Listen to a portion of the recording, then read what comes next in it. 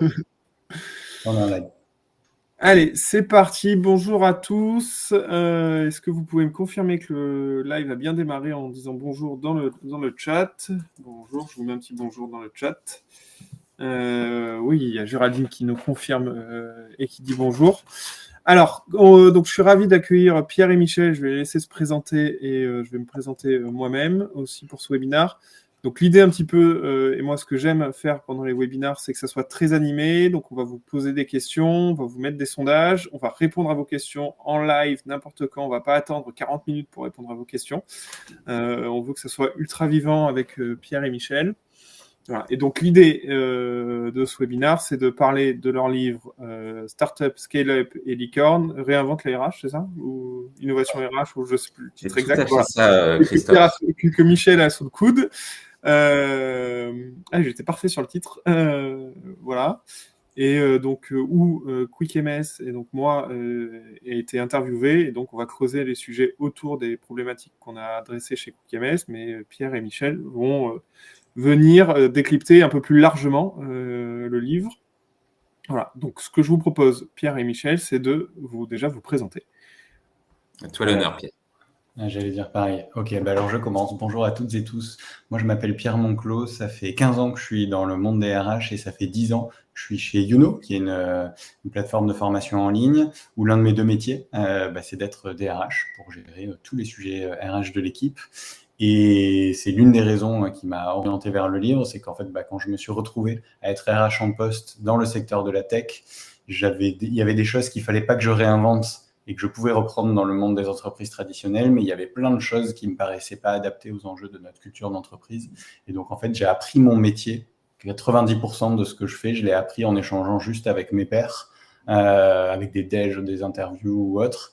Et ça m'a développé cette expertise qu'aujourd'hui je partage dans le livre, dans des conférences, dans des événements. Donc j'attribue une partie de mon temps à le repartager à d'autres, mais pas que dans le monde de la tech, parce qu'en fait, ce qui se passe dans le monde de la tech a de quoi inspirer beaucoup les entreprises traditionnelles. C'est ma conviction. Ça traduit juste des mouvements de fond qui sont plus visibles dans la tech, mais qui touchent à toutes les entreprises, même dans le secteur public. Bonjour à toutes et à tous. Michel, donc moi j'ai 3 casquettes. Professeur affilié à Sciences Po, où je dirige l'exécutive Master RH, le programme MBA de Sciences Po, une double affiliation à l'Université Paris-Est, où je suis en charge notamment du Master 2 RH dans les multinationales de l'IAE Paris-Est. Deuxième casquette, administrateur et directeur des publications du Lab RH. C'est là où j'ai rencontré Pierre, c'est là où j'ai commencé à m'intéresser à la façon dont les startups manager et piloter les politiques RH. Au sein du Lab RH, on a créé maintenant, il y a 5 ans, une collection avec Duno et tout naturellement, quand Pierre a souhaité partager son retour d'expertise et ses bonnes pratiques de la façon dont on faisait de la RH dans les startups Scale-up Licorne, on a décidé d'écrire un ouvrage tous les deux dans cette collection chez Duno. Et enfin, dernière casquette, rédacteur en chef adjoint du Mag RH. C'était un beau slasher quand même, hein, Michel. Confirme. Alors, moi, pour ceux qui ne me connaissent pas, donc je suis Christophe Aubry-Lecomte, je suis cofondateur et dirigeant d'une startup scale-up QuickMS qui est spécialisée dans l'édition de logiciels RH. On a 2 outils, un outil qui est fait du reporting RH et tout ce qui est obligation légale en matière de reporting RH, dont la B2SE. L'outil se base sur la DSN pour simplifier et fluidifier le transfert de données. Et on a un deuxième outil qui s'appelle Crew qui fait la gestion d'entretien collaborateur et manager. Et chez QuickMS, j'ai 40 joyeux petits lutins avec moi, parce qu'on est dans la période de Noël, et, et on s'amuse à essayer de repenser les modes de fonctionnement, et donc on applique beaucoup d'innovation RH en interne, et c'est dans ce cadre-là, en fait, que Michel et Pierre m'ont interrogé sur qu'est-ce que nous, on a mis en place chez QuickMS. Alors, ce qu'on vous propose dans ce webinaire, c'est que c'est vous, en fait, qui allez définir l'ordre du jour. On vous propose donc 5 thèmes, que je vais ouvrir un sondage et ça sera les... Ah, ça y est, le sondage est parti. Je ne sais pas qui l'a fait. C'est moi, Christophe. Michel, il est au top. Et donc, on va regarder le résultat de ce sondage et en fonction du résultat, vous allez... on va prendre dans l'ordre des plus souhaités au moins souhaités et traiter les sujets un par un.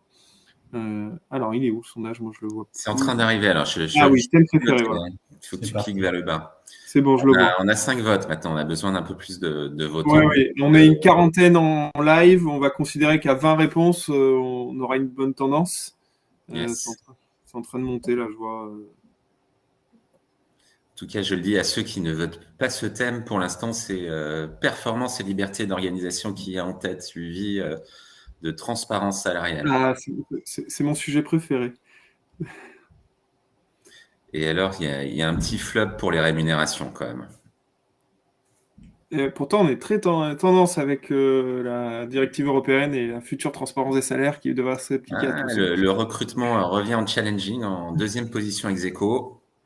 J'ai l'impression de commenter une course. Tu commenterais très bien la tiercé, Michel. Voilà, donc. Encore un nouveau métier à explorer, Pierre. J'ai l'impression qu'on va avoir du mal à trancher sur certains à un moment donné, peut-être. Ça dépend quand tu arrêtes le score, là, parce que là, on a clairement performance et liberté d'organisation qui arrive en tête, et recrutement qui s'est dégagé en deuxième position. Allez, moi je vous propose, messieurs, qu'on attaque par performance et liberté. Je pense qu'il a pris suffisamment d'avance, et comme ça, les votes pourront commencer à continuer. Donc l'idée de ce thème, c'est comment on rend nos équipes performantes chez les startups et comment on fait vivre cela avec la liberté d'organisation. Comment vous voulez qu'on fasse, Michel et Pierre? Je commence à décrire un petit peu ce qu'on fait rapidement et vous rebondissez. Ouais, je pense que c'est le mieux que comme ça on partira d'un cas concret. Allez, ok. Donc on a un slash entre la performance et la liberté. Sur la partie liberté d'organisation, donc nous, chez QuickMS, on est en LibreOffice, en fait. Donc ça veut dire que les gens peuvent venir ou pas au bureau, ils font ce qu'ils veulent. Donc ils choisissent eux-mêmes s'ils font du full remote, du 4 jours de télétravail par jour, s'ils veulent venir toute la semaine au bureau. Tout le monde est complètement libre. Donc ça, c'est le premier point. Deuxième point, en parallèle, on a une liberté des horaires et du lieu de travail, aussi de télétravail. C'est-à-dire que les gens peuvent aller télétravailler d'où ils veulent, partout en Europe. Nous, on est confronté à la RGPD, donc on a limité dans l'espace RGPD. Ils travaillent à part aux heures où ils veulent. Alors moi, ma première, vraiment, mon premier apprentissage, c'est si on donne une totale liberté aux gens, vous savez quoi, 99,9% des gens travaillent entre 9h et 17h.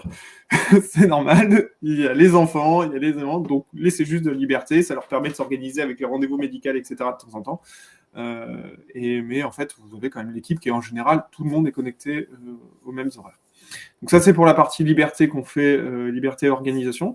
Est-ce que vous voulez répondre déjà sur ça et regarder et faire votre retour par rapport à ces points-là? Ou même où t'interroger, parce que typiquement, tu parles de la flexibilité. Enfin, on choisit ses horaires. Nous, dans les interviews, il y a des DRH qui nous ont dit la flexibilité pour le mieux, oui, mais pas pour les excès. Parce que quand on donne une totale flexibilité, il y en a qui vont s'en servir à l'encontre de l'état d'esprit initial pour bosser beaucoup plus, parce qu'ils n'arrivent pas à atteindre leurs objectifs ou parce qu'ils se sentent redevables envers l'entreprise. Comment tu cadres ceux qui l'utiliseraient à mauvais escient, ta flexibilité? Alors, on a mis en place un reporting hebdo où tous les collaborateurs doivent renseigner le volume d'horaire. Parce qu'il ne faut pas oublier qu'on est lié au plafond légal, c'est-à-dire que personne ne peut travailler plus de 48 heures par semaine et 44 heures lissées sur 12 semaines. Ouais. Donc, en fait, on suit ce plafond légal et on vérifie de ne pas le dépasser. Autre élément, on s'est aussi limité en interne à éviter que les gens fassent moins de 10 heures, en moyenne des journées de moins de 10 heures. Et dans les cas où les gens dépassent, nous, on vient leur rajouter du repos de plus, Christophe, plus de 10 heures, non? T'as dit en sorte de travailler moins de 10 heures par jour. Et dans les cas où les gens dépassent, aussi bien sur un volume hebdo ou sur un volume quotidien, on vient leur affecter une demi-journée de repos pour compenser ou une journée complète. Okay. Voilà. Et dernière question, ils sont tous au forfait jour? Parce que la première question qui sort, c'est comment tu fais les heures sup, les rattrapages et tout? Exactement. Nous, on est au forfait jour. Donc, le forfait jour donne un peu de liberté. Okay. Mais il faut faire attention au volume d'heures quand même avec le forfait jour. Alors, c'est vrai que comme toi, on a constaté que dans le bouquin, la liberté, qu'elle soit sur les congés illimités, sur l'organisation, elle avait plutôt tendance à pousser les gens à moins s'en saisir. comme si d'une certaine manière, ça générait une sorte d'autocensure, de peur, d'auto-limitation de la possibilité de l'option. Donc, c'est vrai que c'est intéressant que tu nous aies donné tes indicateurs de pilotage, de suivi et de vigilance. Ce qui est intéressant pour moi, c'est est-ce que pour toi, c'est un facteur de performance, c'est-à-dire qu'on l'associe à un niveau d'engagement, un niveau de qualité du travail, un niveau d'impact supérieur. Tu vas aller voir ta performance sur d'autres types d'ingrédients ou c'est l'un des ingrédients qui explique. Alors, pour moi, c'est l'un des ingrédients parce que ça permet aux collaborateurs d'avoir un équilibre vie pro, vie perso adapté à chaque situation. Moi, je pense à mes collaborateurs qui veulent aller faire des séances de sport à 17h, puis après reprendre peut-être 1 heure ou 2 après, ou aller chercher les enfants à 16h à l'école. Et en fait, être en bien-être psychologique, ça aide à la performance globale. Je pense que ça, beaucoup d'études l'ont prouvé. Et nous aussi, côté management, en fait, on gère par mission et par tâche avec le système qui va être des OKR, objectifs qui résultent. Et donc, on attend de nos collaborateurs qui réussissent leurs tâches affectées sur le trimestre et c'est ça qu'on suit, en fait, après en matière de performance. C'est pas un volume d'heures réalisé. Moi, honnêtement, s'ils réussissent tous leurs objectifs et qu'ils ont travaillé 5 heures par jour, je suis très heureux pour eux. Voilà, Magali, après, il y a une petite question dans le chat que je prends, si vous permettez, de Magali. Ouais, vas-y, bien sûr. Des moments de travail collectif. Alors, effectivement, nous, on a des team building trimestriels où là, on oblige tout le monde, c'est le seul moment de non-liberté, on oblige tout le monde à venir sur site pour passer 2 jours tous ensemble, sur site ou ailleurs. Et il y a une journée où les équipes sont complètement entre elles, on fait une soirée, on fait après une matinée d'intelligence collective tous ensemble, où on parle des chiffres de la boîte, etc. Et on fait une demi-journée fun. C'est un petit peu notre instant café condensé pour nous. Et je trouve que c'est extrêmement important quand on se met à faire beaucoup de full télétravail, full remote, c'est de créer ces instants-là beaucoup plus régulièrement qu'une fois par an. Okay. Tu parlais de liberté de venir au bureau ou pas. En fait, tu constates que les gens sont très différents. Les bureaux sont plutôt vides, plutôt pleins, qu'ils se choisissent des jours en commun. Alors, on a des gens. Le fait de travailler comme ça nous permet de recruter loin de nos bureaux. Donc, ceux qui sont loin, viennent pas au bureau, ils viennent qu'aux instants du team building. Ceux qui sont plus proches, parce que après, on a aussi notre réseau local qui fait qu'on recrute dans notre réseau local, ont tendance à venir en moyenne 1 journée, voire 2 jours max par semaine. Et effectivement, ils essayent de voir quand est-ce que les autres viennent pour pas se retrouver tout seul. Parce que la grosse problématique, c'est que si on vient au bureau, mais qu'en fait, on est tout seul parce que tout le monde est en télétravail, donc tant qu'à faire, on reste à la maison, quoi. C'est pour faire voilà. Et donc, on a mis en place, nous, un agenda partagé sur Teams où les gens viennent se prépositionner. Comme ça, avant de venir, tu peux regarder s'il y a des gens et tu te réinscris. Voilà, la grosse difficulté, c'est de faire en sorte que les gens se préinscrivent avant de venir le jour même. Mais c'est des habitudes qu'on a et ça se passe bien. Donc en général, nous, on est là. Il y a des gens au bureau les lundis, les mercredis, tu vois. Et jamais personne les vendredis. Et un peu, voilà. Les autres jours, après, ça dépend des activités, etc. Des rendez-vous. Alors, on a des questions. Comment cela fonctionne avec fonctions support comme les RH ? Alors, nous, on a des bureaux à Marseille, et ma RH, Lina, que je salue aujourd'hui, est à Paris, il n'y a pas de problème, elle fait tout en visio, tout en télétravail. Comme c'est le mode de fonctionnement de l'équipe, elle accompagne les équipes, elle accompagne les managers en visio, etc. On ne voit pas. Ouais. Non, il n'y a pas de contrainte, on n'a mis aucune contrainte sur aucune fonction. Et c'est depuis le tout début que tu as ce mode de fonctionnement ou tu l'as mis en place petit à petit pour celles et ceux qui ne l'ont pas encore aujourd'hui et qui voudraient tendre vers ça ? Alors, on ne l'avait pas au début, je t'avouerai, parce que quand j'ai créé, j'ai fait les trucs de base et on était une petite équipe. C'est vraiment le Covid qui a vraiment nous a fait complètement basculer dans ce mode de fonctionnement. Hein. Même si on avait, je crois qu'on avait, avant le Covid, 2 jours de présence obligatoire les lundis, mardis, et après, les gens étaient en télétravail 3 jours par semaine. Puis le Covid, on a complètement basculé. Et c'est vrai que on a vraiment pris conscience de la capacité de travail, de faculté de travail, si c'était bien animé. Parce que la grosse difficulté quand on gère, quand on a du télétravail et pas du télétravail, que vous avez des équipes à des rythmes différents, c'est très compliqué au niveau managérial. Donc nous, ce qu'on a mis, on a mis aussi des process managériels en place, avec normalement un point hebdo, voire bimensuel par collaborateur-manager, où là, ils ont un rendez-vous et ils discutent, il n'y a pas de trame, d'entretien, etc. Après, on fait des entretiens trimestriels pour chaque collaborateur, où on fait le suivi de la performance, savoir comment ça va, qualité de vie au travail, volume horaire, etc.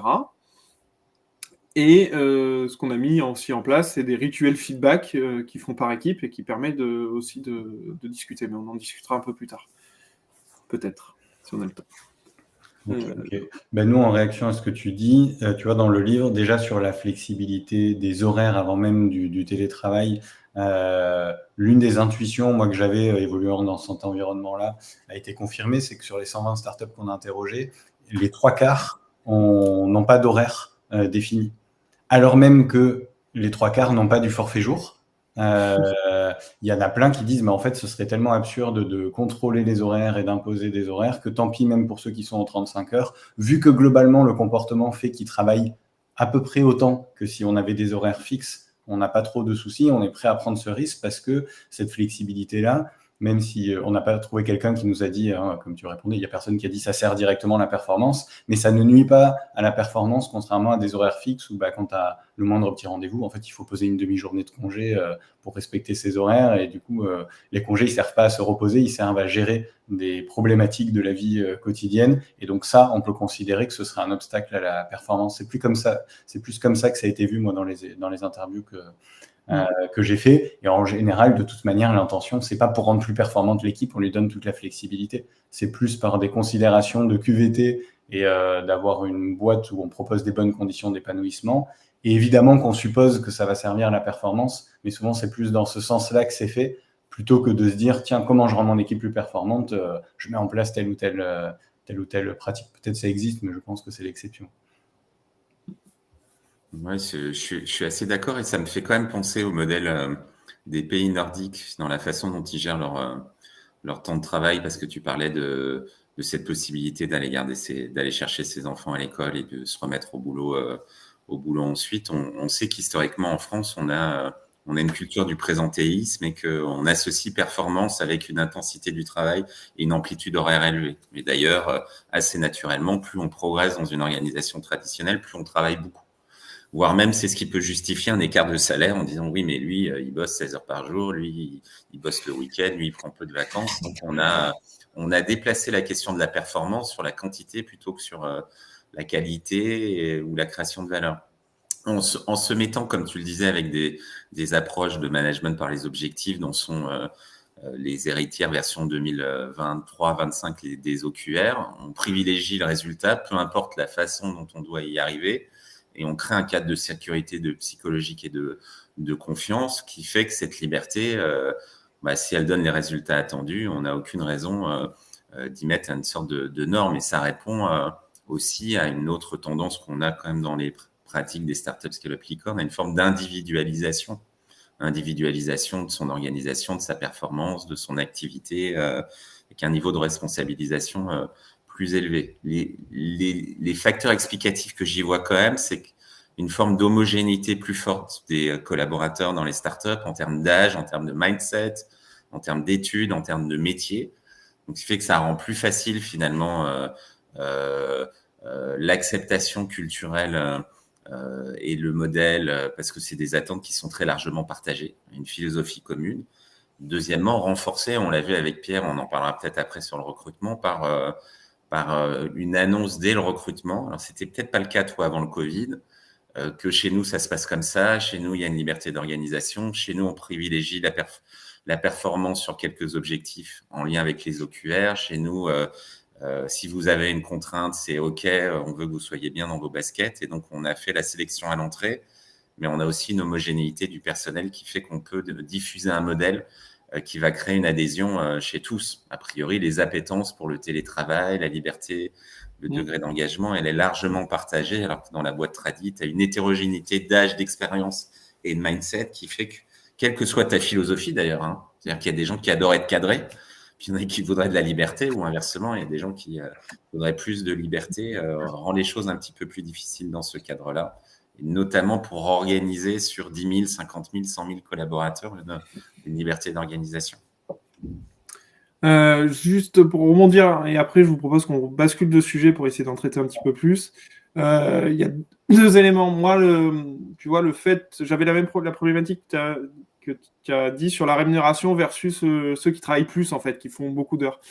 Ben, en fait, indirectement, grâce à notre suivi de temps horaire et de donner des repos, on vient un peu limiter cet écart-là de la personne qui travaille beaucoup. En fait, on va lui donner du temps.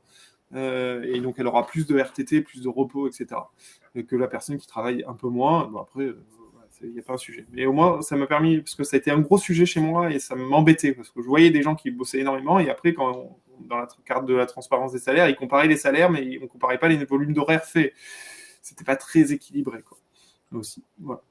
Et dernier point, sur l'âge, effectivement, nous, on a 32 ans d'âge moyen, donc on est une boîte très jeune.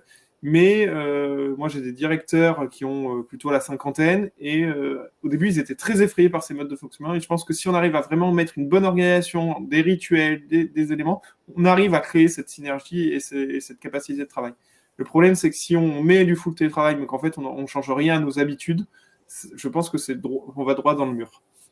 Et d'ailleurs, tu rejoins l'un des grands enseignements qu'on a eu avec Pierre, c'est qu'une pratique doit s'intégrer dans une grappe de pratiques cohérentes entre elles qui vont s'auto-renforcer.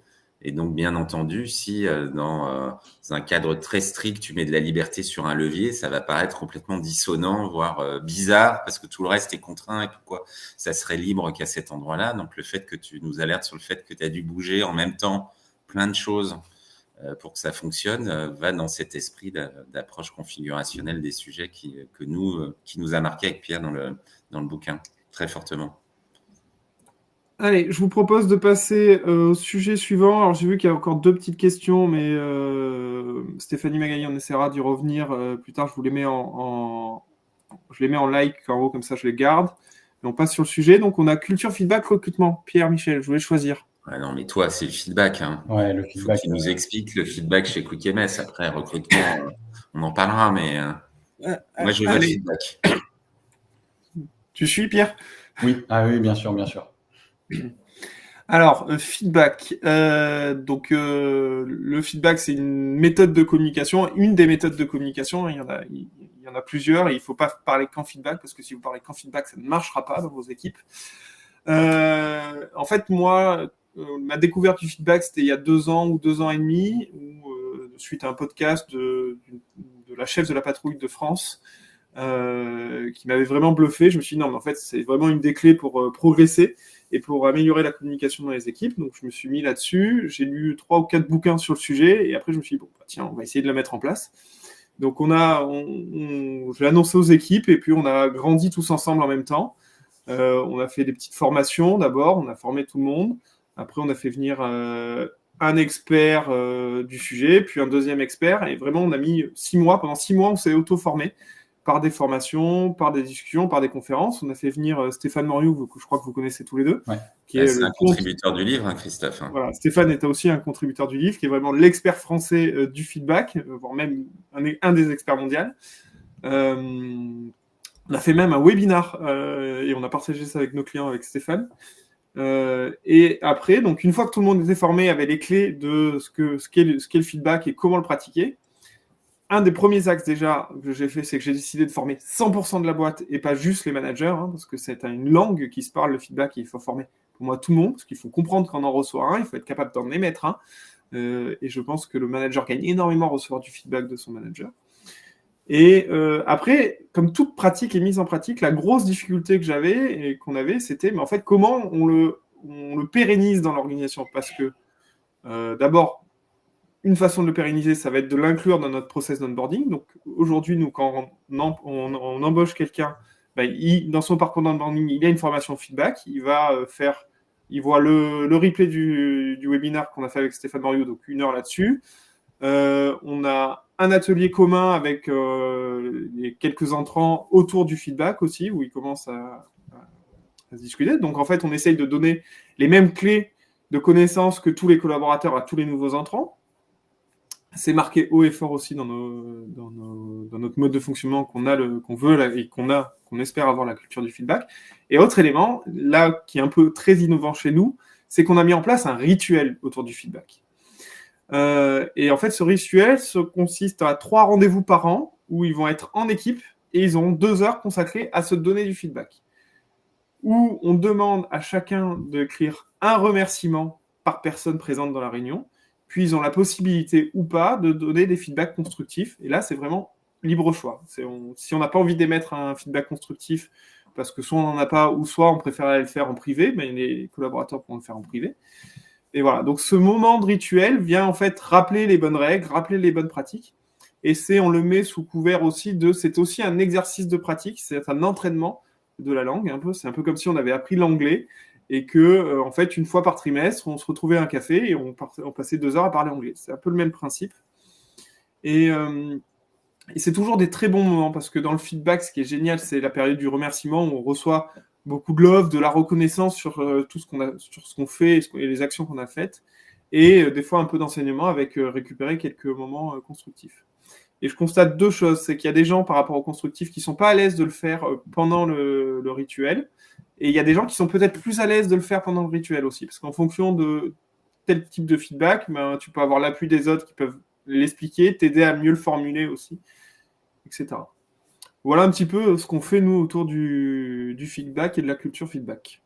Et d'ailleurs, Christophe, c'est une bonne illustration de la cohérence dont on parlait avec Pierre tout à l'heure. C'est que c'est dans votre culture et c'est annoncé dès le début du processus de recrutement. C'est mis en avant, voire testé par le candidat tout au long de son processus de recrutement. C'est l'un des temps importants du onboarding. Puis ensuite, c'est appuyé par la culture. Ça va être rythmé par des rituels. C'est incarné par les managers. Donc, c'est cette cohérence-là qui fait que le feedback fait partie d'un des axes forts de la culture qu'on retrouve tout au long de son expérience en tant que salarié chez toi. Et moi, c'est ce qui m'avait particulièrement marqué lors de nos échanges et entretiens.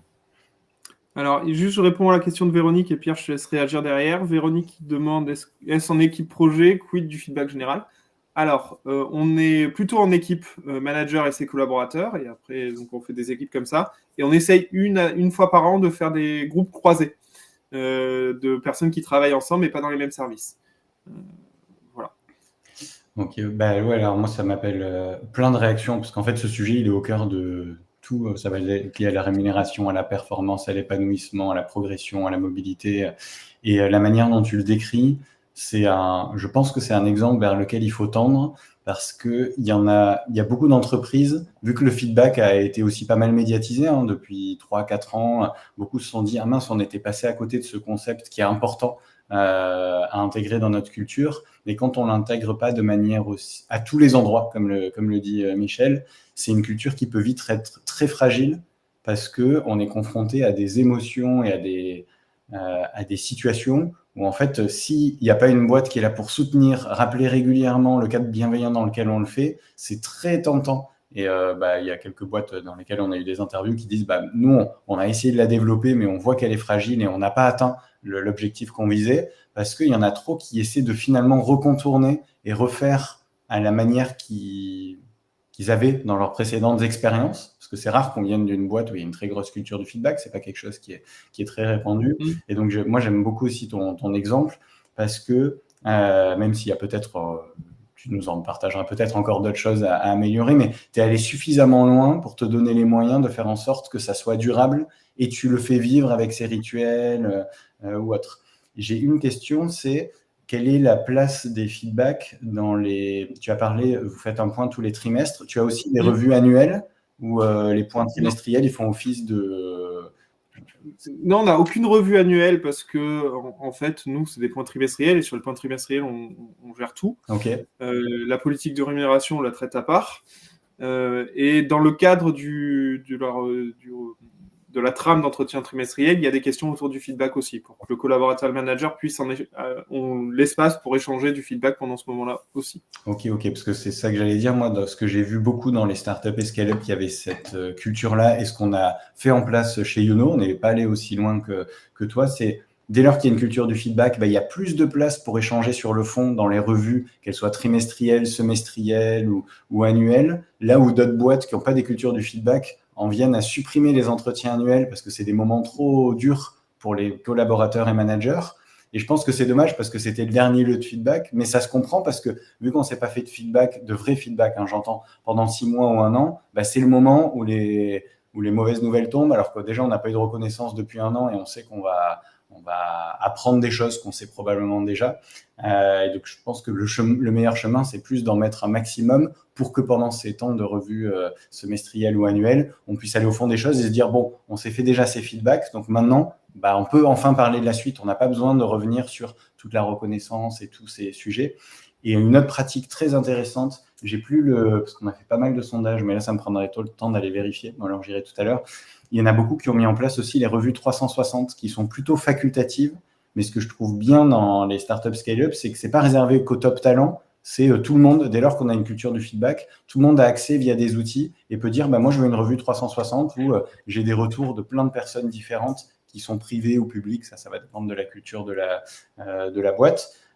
Vous le faites via des rituels, mais est-ce qu'aussi il y a quelqu'un qui peut demander une revue 360 pour préparer, par exemple, la revue trimestrielle? Alors, nous, on fait pas ça. Non, aujourd'hui, personne ne l'a demandé. Moi, j'aime pas trop les revues 360 à l'écrit, parce qu'en fait, on peut pas rebondir. J'aime bien que ça soit fait en vrai, en personne. C'est vraiment un échange et un dialogue. Donc après, c'est plus mon attrait personnel, je pense, Ouais. et mon point de vue. Et après, voilà. Et ce que surtout ne faites jamais, c'est ne faites pas du 360 anonyme parce que ça peut vite déraper en défouloir, quoi. Parce que l'anonyme protège et donc on se permet de dire des choses, etc. Et c'est très très dangereux. Donc faites attention à ça, hein. C'est le petit avertissement que j'ai. Après, du coup, en question, je regarde un petit peu. Oui, mais tu en as une intéressante, Christophe, pour toi. C'est quoi un feedback constructif là? Alors, c'est vrai qu'avec Stéphane, on aurait le maître du feedback constructif, mais tu peux peut-être rappeler la différence entre le feedback positif de remerciement et celui qu'on appelle constructif. Alors, constructif, c'est le constructif, ça va être je suis externe à une situation. Pour moi, pour ma définition à moi, j'adapte un petit peu aussi. C'est-à-dire, par exemple, je vois une présentation webinaire de Michel et Pierre, mais moi, je n'ai pas du tout participé à cette construction-là. Je trouve des axes d'amélioration, et donc je vais essayer d'aller donner ces axes d'amélioration à Pierre et Michel. Voilà, par exemple, exemple complètement un peu improbable. Ben, je pense, Pierre et Michel, que pour ce webinaire-là, qui était lié à des banques d'affaires, vous auriez peut-être gagné à être habillé en costume-cravate pour faciliter l'échange et le dialogue. J'ai hésité, hein, je t'assure. Hein. Voilà. Bon, là, c'est pas ça, mais voilà un exemple de feedback constructif, en sachant que le feedback constructif, c'est un cadeau et que Pierre et Michel, ils font ce qu'ils veulent, en fait. Si la prochaine fois, ils ont le même webinaire, ils ne gagnent pas au costume-cravate, j'ai rien à dire, quoi. C'est pas un ordre. Il faut bien le différencier. Et le remerciement, c'est expliquer en quoi l'action de quelqu'un d'autre est venue m'impacter personnellement et en quoi ça m'a aidé. Pierre et Michel, moi j'ai adoré travailler avec vous sur ce livre. Ça m'a aidé aussi parce que ça m'a permis de découvrir d'autres pratiques et d'autres éléments. Donc un grand, grand merci. Voilà. Oui, et d'ailleurs, si je reprends la définition qu'on a dans le bouquin et sans doute inspirée aussi de Stéphane, feedback constructif, identifier un axe d'amélioration qui pourrait augmenter l'impact du collaborateur, hein, c'est ce que tu as dit pour nous, et lui donner des clés pour y parvenir. Ça va que finalement, c'est pas qu'une identification d'un axe d'amélioration, mais aussi une volonté bienveillante de donner des clés pour y aboutir. Après, c'est vrai que ce qu'on a bien vu dans le bouquin, c'est que le feedback est bien accepté s'il y a un sentiment de sécurité psychologique et en particulier si on se dit que la personne qui vous le donne avec bienveillance. Elle veut vous faire grandir, elle le fait pour vous, ça lui a pris du temps, elle se donne la peine de vous donner un conseil qui pourrait vous aider vous. Et ça nécessite avant d'avoir créé cette culture de la sécurité psychologique. Sinon, bien entendu, ça peut être pris potentiellement comme une critique. Et là, l'individu va plutôt se refermer ou mal le prendre ou se dire pour qui se prend-il ou se prend-elle pour me faire ce type de remarques. Et d'ailleurs, je repasse la main à Pierre dans le bouquin, c'est l'occasion de dire qu'on a à chaque fois essayé de présenter les pratiques, de les illustrer avec de bons élèves, mais d'atterrir sur aussi une partie potentiellement limite, parce que le feedback, c'est un certain nombre de limites. En faire trop, comme tu le disais, ça peut tomber dans le micromanagement avec des éléments de saturation, en avoir des non désirés. Donc, il y a tout un ensemble, comme toute pratique, qui sont parfois soit mal gérées, soit avec des excès qui peuvent se retourner contre l'intention initiale. Et Christophe, moi, parce que tu n'en as pas parlé, ce qui m'a impressionné chez vous, et là, par contre, c'est lié à votre taille, c'est que toi et ta bras droit ou ta DRH, vous faites la moitié des réunions d'équipe de feedback, ce qui fait que tu as fait cette séance de rituel sur toute ta boîte une fois tous les 2 ans, hein, et que ça te permet aussi d'observer plein de choses, d'identifier des talents et de comprendre aussi potentiellement des axes d'amélioration ou des choses qui fonctionnent pas dans ta culture et de chercher à l'améliorer. Ça a renforcé, à mon avis, voilà, quand un CEO d'une boîte se donne le temps d'assister à 50% des temps de feedback collectif, pour les gens, on sait que c'est important parce que t'es figure de proue et rôle modèle, quoi. Hein. Ouais, tu as raison. Et d'un côté, je me dis qu'il faut que je baisse un petit peu notre implication parce qu'il faut aussi être capable de laisser les équipes toutes seules. Clairement. Donc je pense que tu vois, on va. Mais au départ, ça paraît indispensable. Ouais, bien sûr. Pour que le manager soit un peu plus responsable de son équipe et de la qualité de l'échange autour de son équipe. Donc il faut arriver à réajuster comme un peu dans tout, quoi. Ouais, faut pas que tu disparaisses totalement non plus pour garder l'exemplarité de la direction. J'aurais 1000 réactions, mais vu que l'heure tourne et qu'il y a pas mal de sujets, j'imagine c'est plus pertinent de passer au 3e sujet. Oui, je réponds juste. Nous, on le fait en visio et en présentiel, le feedback, les rituels feedback. Il n'y a pas de problème sur la visio, ça marche très bien. On pourrait se dire, mais là, c'est pas un retour d'expérience, c'est plutôt un rattaché aux travaux sur les neurosciences, que généralement en visio, le non-verbal disparaît un petit peu. Et donc, ne reste plus que la façon, que le message oral, en fait. Hein, la communication non-verbale, le corps, la gentillesse, la bienveillance, etc. On sait que le média digital l'efface un petit peu. Donc, on pourrait faire l'hypothèse que potentiellement, un feedback constructif en vrai, ça permettrait d'y mettre un peu plus de non-verbal pour le rendre plus acceptable. Mais je dis ça par rapport à la recherche, on l'a pas testé, apprécié ça.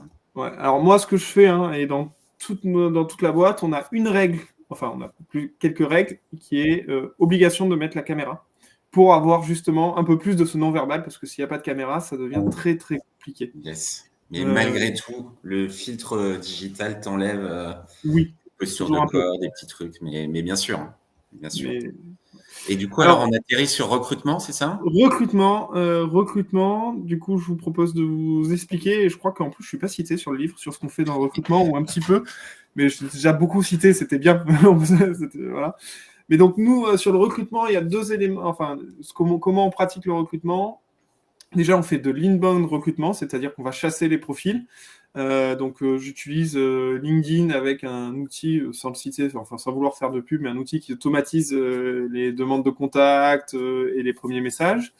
Dans ce premier message, en fait, mon message est assez extrêmement court, parce qu'il est intéressant, où ça va être juste un titre de poste, mais en bullet point, les 5 éléments clés de notre culture et la tranche de rémunération. Direct. Et comme ça, au moins, la personne, elle sait déjà où elle va. Donc, ça, c'est important parce que du coup, on a plein d'éléments. Et en fait, ça intéresse parce que du coup, quand vous voyez culture feedback, libre organisation, transparence, etc., ils se disent sympa l'esprit de la boîte. Après, on a un process de recrutement qui est assez basique. Il y a un premier entretien RH où la RH est là pour bien valider que le profil a compris le poste, a compris la politique et la culture de l'entreprise. Elle n'est pas là du tout pour juger la personne. Après, la RH fait passer au manager qui, en général, le manager va faire un entretien avec un collaborateur. Donc, il y a le manager et un collaborateur qui réalisent l'entretien où leur objectif, c'est de valider la compétence technique de la personne et un petit peu aussi les soft skills, mais surtout avec des mises en situation, des tests, etc. Et après, il passe par un dernier entretien qui est moi, où moi, je ne regarde pas du tout les compétences, je fais juste une rencontre de la personne. Et moi, j'ai une façon de recruter assez particulière. C'est déjà, je vais me présenter énormément et parler énormément de moi, en parlant que je suis papa, que j'ai 2 enfants, que je suis marié, que je vis à Marseille, que je fais beaucoup de sport, etc. Et donc, je prends bien 5-10 minutes pour me présenter moi de façon très globale. Et après, je demande à la personne de faire un miroir. Et en général, ils vont me donner des informations qui sont libres de choisir de me donner. Donc moi, déjà, je n'enfreins pas les règles classiques du recrutement, de poser des questions. Les gens sont libres de me donner les informations qu'ils veulent. Et après, j'ai des questions autour du soft skills, etc. Puis là, on décide ensemble après si on prend ou pas la personne. Mais notre recrutement, c'est clair en fait qu'il n'est pas terminé maintenant, il est terminé qu'à la fin de la période d'essai. Et ça, c'est bien dit à tous les candidats, c'est que à la fin de sa période d'essai, on a un moment clé où le manager doit faire le tour de toutes les personnes avec qui la personne a travaillé. Et si jamais il y a quelqu'un pour qui ça ne va pas, on se réunit et on fait le point, le pour et le contre, et on décide ou pas de continuer la période d'essai. Et ça, c'est assez innovant aussi, c'est d'avoir ce petit moment où on peut créer un comité qui va décider, mais peu importe le rôle de la personne dans la société. C'est son collègue, c'est même un autre service. Tout le monde peut influencer sur la validation du profil ou pas dans l'entreprise. Et d'ailleurs, Christophe, dans le bouquin, la pratique la plus partagée par nos 120 startups, c'est le recrutement collectif, de donner une dimension collective au recrutement. Alors parfois très tôt dans le process, toi tu l'incarnes au moment du choix définitif après la période d'essai, mais finalement mobiliser le plus de personnes possible, l'équipe, en faire une aventure collective et une cooptation réciproque, c'est un truc qu'on a retrouvé, je crois, à près de 87%. Je vais regarder pendant que je passe la parole à Pierre pour vérifier le chiffre, mais c'est un peu 84,9%. Et t'as entendu, par exemple, que les horaires flexibles étaient à 74%, les feedbacks à 65%, mais que ça fait partie des grappes de pratique qui étaient partagées par plus de 2/3 finalement de nos interviewés. Ouais, ce qui est intéressant, c'est pourquoi elles le font, parce que là, les 85%, c'est implique au moins un pair dans le processus de recrutement, donc peu importe que ça soit premier entretien, deuxième, ou pour confirmer la période d'essai. Et souvent, c'est pour dire, en fait, c'est tellement difficile de faire des choix objectifs en matière de recrutement qu'au-delà des outils, des scorecards, des méthodes ou autres, il faut qu'on multiplie les points de vue. Parce que sinon, le manager, il a trop de chances de faire des erreurs en fonction de ses propres biais, aussi bon recruteur soit-il.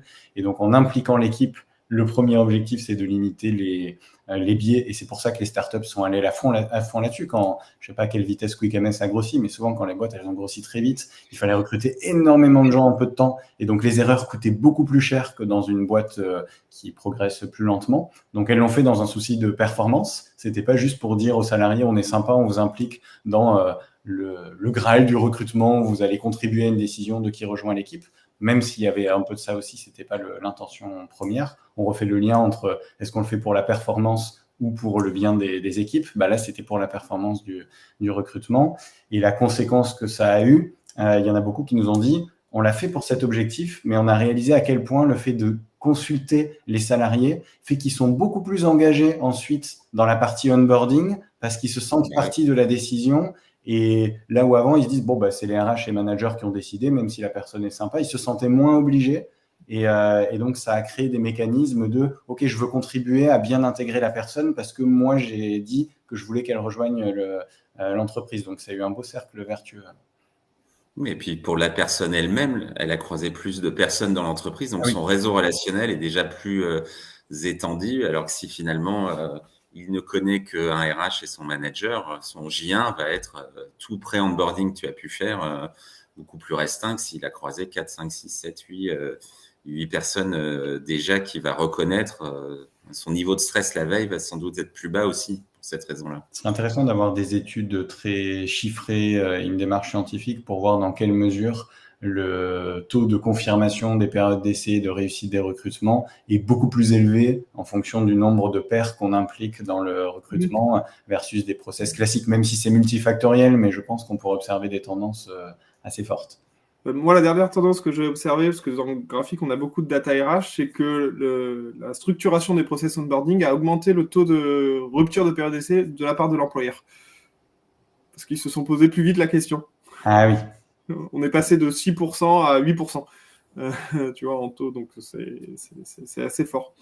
Tu as une question peut-être plus pour toi, Pierre, parce que nous, on n'est pas très bon en formation de manager, mais quid autour du recrutement de la formation des managers ou des équipes quand même? Si c'est sur le sujet du recrutement, c'est l'un des premiers sujets. Déjà, globalement, dans le monde de la tech, le budget, il est orienté à fond, voire exclusivement sur les managers, puisque ce sont eux ensuite qui développent les compétences de leurs équipes. Donc, le choix des startups. Budget formel, hein, Pierre. On a vu que finalement, on crée une entreprise apprenante pour que tout le monde se développe, mais on flèche les gros budgets pour avoir une belle culture managériale. Ce qui est parfois, il y a quand même, pour bien comprendre cette tendance, ce qui est parfois expliqué aussi par le fait que dans la tech, les managers sont souvent nommés managers assez jeunes. Donc, ils n'ont pas beaucoup d'expérience dans l'entreprise et donc, il y a un enjeu à vite les former. Et maintenant, pour répondre à la question de Sandrine, spécifiquement sur le recrutement, oui, c'est une forte tendance. C'est-à-dire que si on regarde les formations managériales, qu'est-ce qu'elles contiennent, souvent il y a un module recrutement et souvent il y a une formation qui est dédiée au recrutement. Par contre, des équipes, je ne l'ai jamais vu. C'est-à-dire que quand on implique des pairs, on ne leur demande pas d'appliquer des méthodologies ou autres. On leur demande de discuter avec les personnes, de tester le fit culturel, d'échanger. Parfois, il y a un template souvent il y a un cadre, mais qui ne nécessite pas de compétences spécifiques en recrutement, parce que c'est pas ça qu'on va aller demander aux pairs. Donc moi, j'ai pas vu d'exemple et je pense pas que ce soit pertinent, puisqu'en fait, ce qu'on demande aux pairs qui sont impliqués, c'est plus de commencer comme si on commençait une relation de travail pour ensuite donner son ressenti. Et ça va être le rôle des managers et des RH qui, eux, ont eu des cadres plus objectivants, d'avoir la partie objective de est-ce qu'elle a les bonnes compétences, est-ce qu'elle a le fit culturel. Et je pense que c'est comme ça qu'il faudrait fonctionner. Ok.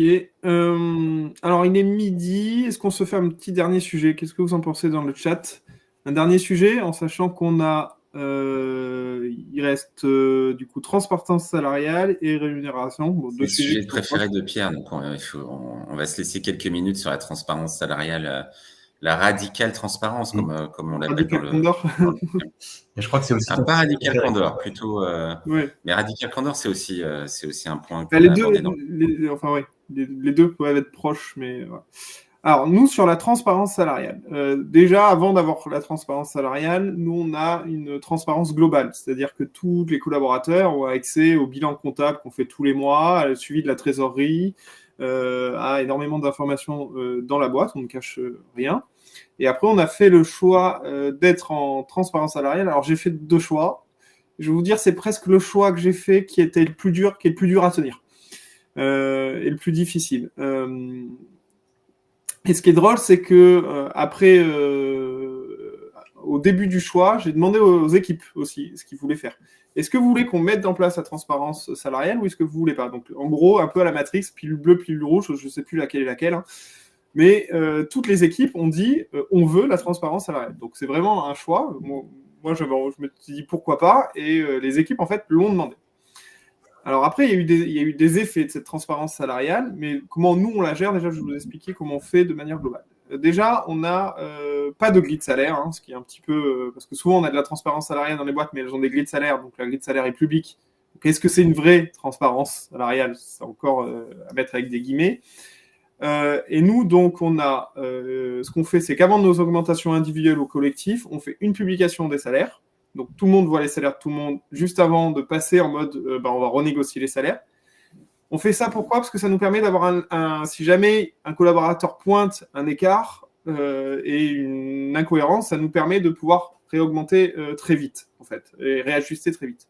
Après, on fait les augmentations individuelles et derrière, on republie les salaires pour dire, voilà, une fois que les augmentations salariales sont finies, voici la nouvelle transparence.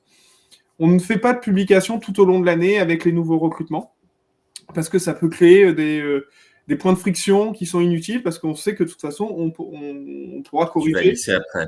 Voilà, on corrigera après et on va le publier. Donc, on est toujours dans le mode de recrutement où c'est prévu, on sait et on fait attention. Alors, en quoi c'est difficile pour nous? C'est que, en fait, au début, naïvement, je croyais que le salaire, c'était une question de sous, vraiment d'euros dans la poche. Alors qu'en fait, quand on se met en place en mode transparence des salaires, ce n'est plus une valeur de sous, c'est un classement de valeurs.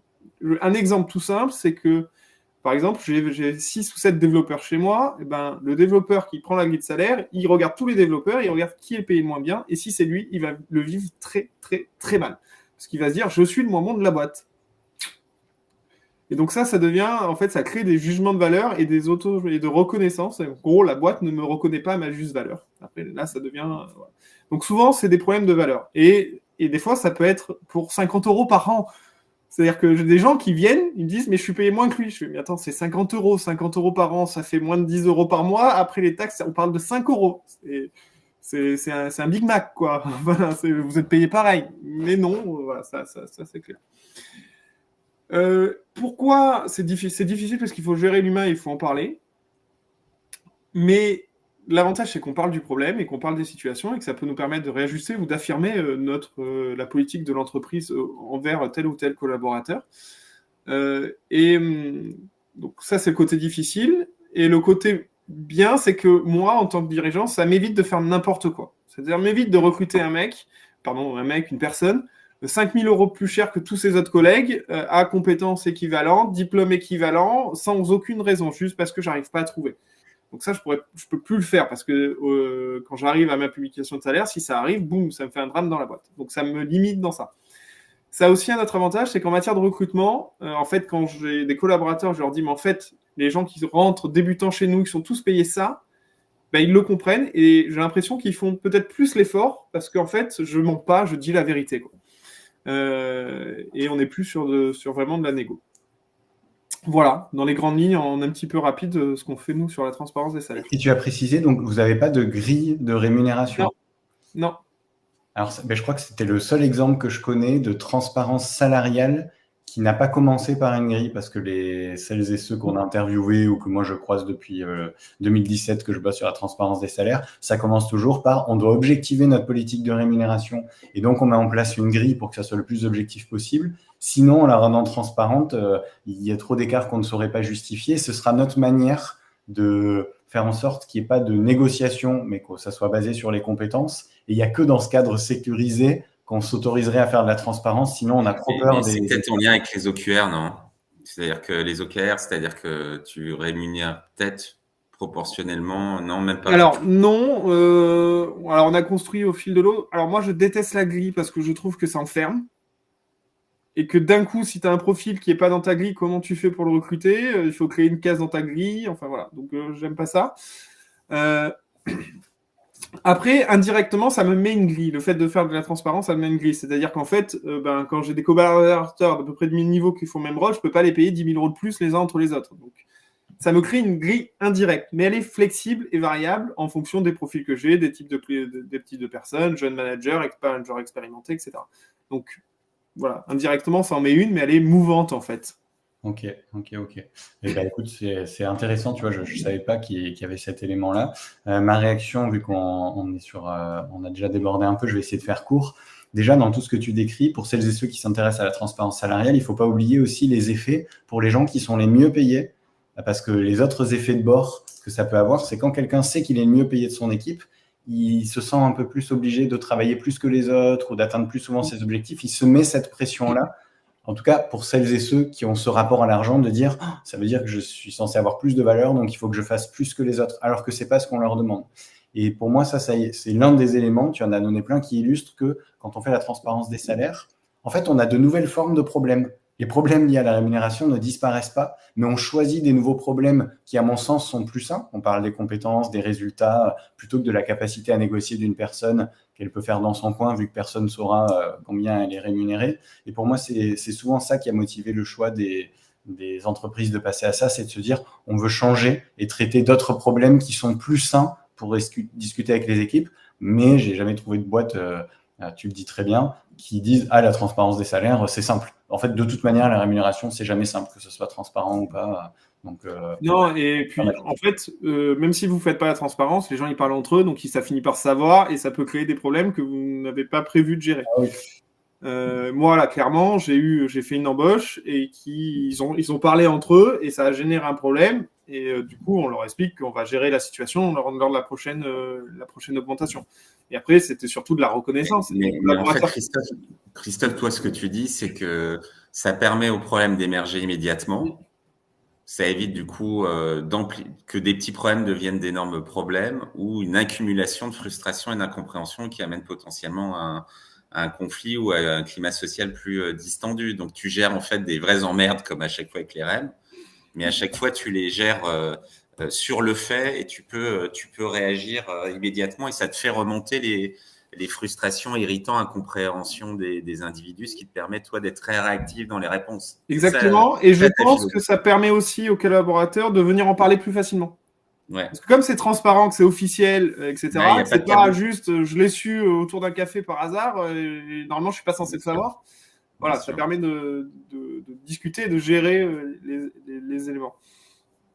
Tu avais une question sur les institutions représentatives du personnel, mais comme vous êtes 40, vous avez quand même on a un CSE, mais on n'a pas de négociation officielle. Mais après, si jamais j'y arrive, je ferai quand même des négociations sur des augmentations générales. Et bien après, tu gères l'individuel. Après, nous, aujourd'hui, j'ai une question aussi sur combien de fois par an. On le fait qu'une fois par an. Et on le fait en janvier ou en janvier en général.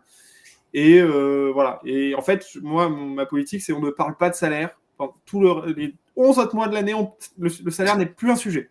On en rediscute pendant un mois. Bon, pendant un mois, c'est le pire mois de ma vie. Mais. Et on te demande d'ailleurs, Véronique, si les salariés participent aux décisions, aux augmentations, si on tient compte de leur regard à eux. Oui, alors, je n'ai pas encore trouvé une solution miracle et on a testé plusieurs approches. Et le dernier truc qu'on a fait, c'est que j'ai demandé aux collaborateurs de s'auto-fixer eux-mêmes leur salaire en justifiant les éléments. Et donc, nous, après, on a récupéré ces demandes. Ça, on l'a vu dans les bouquins, hein, je pense à Paddock ou d'autres, où c'est aux collaborateurs d'aller défendre l'augmentation dont ils pensent qu'ils méritent avec un argumentaire qui va donner lieu à décision. Oui. Donc, j'ai fait ça et en fait, j'ai créé un drame parce que ça devient encore plus compliqué. C'est-à-dire que je l'ai fait à Sciences Po et moi, j'ai créé une grève étudiante. Quand je les ai demandé de se noter eux-mêmes. Et c'est peut-être arrivé la même chose. C'était le sentiment qu'en fait, j'avais un pouvoir de sanction et de notation qui était dans mon registre de prof-manager. J'étais payé pour ça et que c'était à moi d'assumer la difficulté de la notation et parfois son caractère injuste et discriminant. Et qu'en leur donnant la liberté de se noter, finalement, je leur faisais porter le poids de la culpabilité, de la décision et de la note et que ce n'était pas leur job. J'ai trouvé ça intéressant d'ailleurs parce que mon innovation pédagogique avait été amenée à me dire vous êtes les meilleurs juges de votre programme et tu vois, j'étais fiasco total. Donc, toi, il t'est arrivé à peu près la même chose? Ouais, c'est ça. Donc, moi, j'ai demandé à tout le monde de faire leur demande de salaire en fixant le salaire qu'ils voulaient, en argumentant. Et après, j'avais imaginé de faire un conseil qui, après, discutait, mais c'était toujours le collaborateur qui avait la main sur son salaire. Sauf que en fait ça s'est transformé en j'ai arrêté ça vite parce que j'ai bloqué le process au milieu, mais les 3 premières ça s'est pas bien passé entre le conseil et le collaborateur, jugement de valeur, etc. Du coup, ce qu'on a fait après, on a choisi, on a exclu finalement les demandes qui étaient abusives, par exemple du process, donc ceux qui étaient rentrés il y a 3 mois et qui redemandaient 3 000 € d'augmentation par exemple, ou ceux qui n'ont pas du tout été performants, qui ne méritaient pas d'augmentation. Donc on a exclu ces gens-là, donc ça a épuré, et on a eu un pool de à peu près 20 personnes. Et là, en fait, j'ai fait un truc totalement que j'avais jamais fait de ma vie, et je ne sais pas si quelqu'un a déjà fait ça, mais j'ai regroupé tout le monde. J'ai dit, on a l'enveloppe budgétaire s'étend, vos demandes, elles sont là. Ben maintenant, il faut que chacun fasse un effort pour qu'on tombe dans l'enveloppe. Et les gens l'ont fait. En 2 tours, on était retombé dans l'enveloppe. Ah ouais. La classe. Et ce que j'ai adoré dans ça, c'est que c'est pas moi qui définis le salaire de chacun. Ils se sont auto-définis eux-mêmes. Ils ont auto-accepté de faire les efforts qu'ils souhaitaient. Et donc, derrière, moins de frustration et une acceptation des augmentations des uns et des autres, puisque c'est le fruit d'une négociation collective. Voilà. Je sais pas si je referai ça en janvier-février, là, mais en tout cas, ça m'a beaucoup plu comme expérience. Et après, pour aller agrémenter aussi, quand on publie la grille des salaires, on ne publie pas que le salaire, on publie l'expérience, l'ancienneté sur le poste, sa note de progression sur les OKR. Voilà, on essaye de donner plein d'éléments factuels qui peuvent aider la lecture de la grille. Christophe, ça s'appelle une grille, ça. Mais on ne va pas l'appeler grille pour pas te…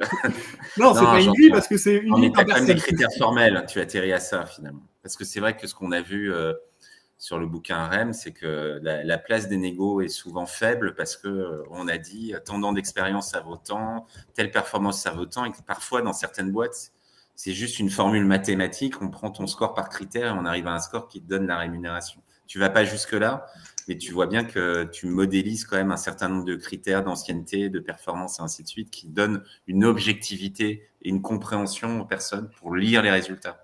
Oui, tout à fait. Je vous ai dit que finalement, c'est un peu comme une grille, parce qu'une fois que tu es transparent, de toute façon, les gens, ils se regardent. Donc, il faut que ça soit cohérent. Sinon la boîte, elle ne fonctionne plus.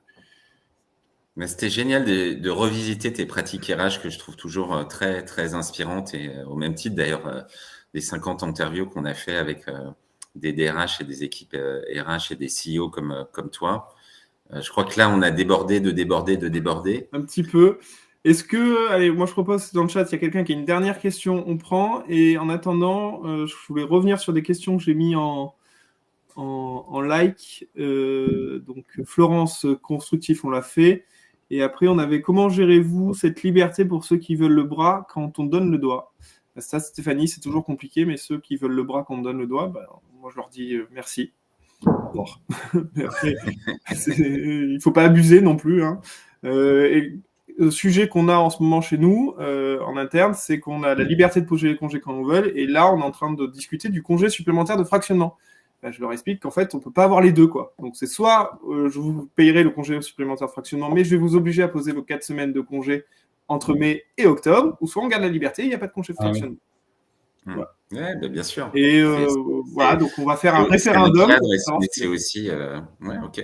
Donc on va faire Allez, dernière question, tu as le droit à ta dernière question du coup. Suivant votre retour d'expérience, pensez-vous que le fonctionnement full remote est possible sans limite d'effectifs? Et d'ailleurs, nous, on peut potentiellement peut-être répondre. Je vous laisse répondre, c'est vous qui avez plus d'expérience que moi sur la vision globale. J'en connais pas, moi, des multinationales en full remote. Dans le meilleur des cas, il y a quelques modèles comme Buffer aux États-Unis ou autres qui sont sur des effectifs supérieurs à 1000 et qui sont full remote. Tout dépend en fait de la façon dont est organisée votre structure, parce que si c'est une organisation constituée de X squad ou équipe de 8-12 collaborateurs, sur le principe, je vois pas ce qui empêcherait d'être en full remote. Si vous êtes par contre dans une organisation plus silotée, plus pyramidale, vous allez devoir intégrer peut-être un nombre de collaborateurs et des d'équipes beaucoup plus larges. Et là, potentiellement, le full remote pourrait poser des problèmes dans l'intelligence collective et la coordination des choses entre liberté individuelle et nécessité d'inventer ensemble. En tout cas, même les Tesla, Netflix, Google, Apple sont un peu revenus sur leur modèle et ont renoncé au full remote. L'argument, c'était pas tant la taille que l'impact dans la durée aux capacités créatives de l'équipe et leur capacité d'innovation, puisque bien entendu, un peu comme on se le disait, il faut parfois des temps informels, des temps d'interaction, de la sérendipité pour trouver des trucs un peu dingues en matière d'innovation et que nos outils digitaux ne permettent pas encore forcément une sérendipité totale. En tout cas, moi, ce que je vous conseille, c'est de jamais fermer vos bureaux quand même. Il faut quand même qu'il y ait un espace, un lieu de rassemblement, un lieu d'attachement.